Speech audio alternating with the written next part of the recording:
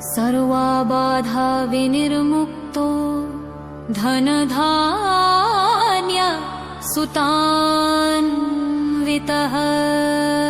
मनुष्यो मत्प्रसादेन भविष्यति न संशयः।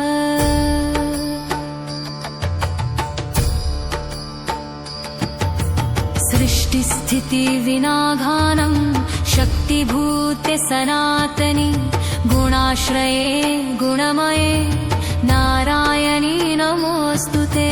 सर्वस्वरूपे सर्वेशे सर्वशक्ति समन्विते भयेभ्यस्त्राहि नो देवी दुर्गे देवी नमोऽस्तुते।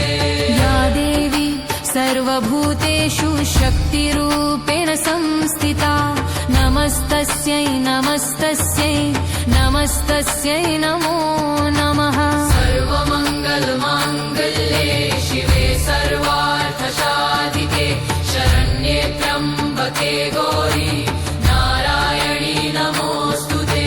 सर्वबाधा प्रशामनं त्रैलोक्यस्याखिलेश्वरी एवमेव त्वया कार्यमस्मद्वैरी विनाशनम् शरणागत दीनार्त परित्राणपरायणे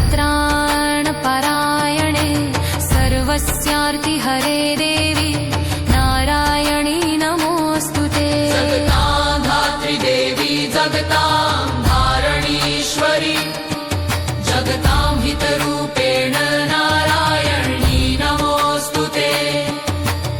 ॐ जयन्ती मङ्गला काली भद्रकाली कपालिनी दुर्गा क्षमा शिवा धात्री स्वाहा स्वधा नमोऽस्तुते।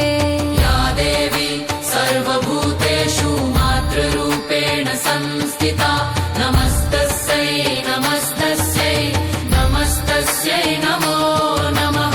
या देवी सर्वभूतेषु शक्तिरूपेण संस्थिता नमस्तस्यै नमस्तस्यै नमस्तस्यै नमो नमः। सर्वमङ्गलमाङ्गल्ये शिवे सर्वार्थसाधिके शरण्ये त्र्यम्बके गौरी नारायणी नमोऽस्तुते। शरणागत दीनार्थ परित्राणपरायणे सर्वस्यार्ति हरे देवी नारायणी नमोऽस्तुते। सर्वस्वरूपे सर्वेशे सर्वशक्ति समन्विते भयेभ्यस्त्राहि नो देवी दुर्गे देवी नमोऽस्तुते। सर्वबाधा विनिर्मुक्तो धनधान्यसुतान्वितः मनुष्यो मत्प्रसादेन भविष्यति न संशयः। सृष्टिस्थितिविनाधानं शक्तिभूते सनातनी गुणाश्रये गुणमये नारायणी नमोऽस्तुते।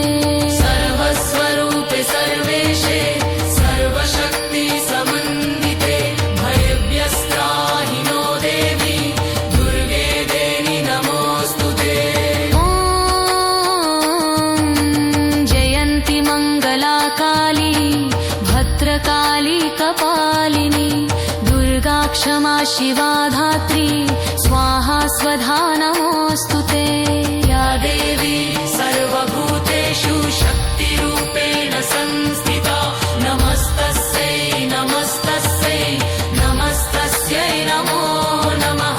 या देवी सर्वभूतेषु बुद्धिरूपेण संस्थिता नमस्तस्यै नमस्तस्यै नमस्तस्यै नमो नमः।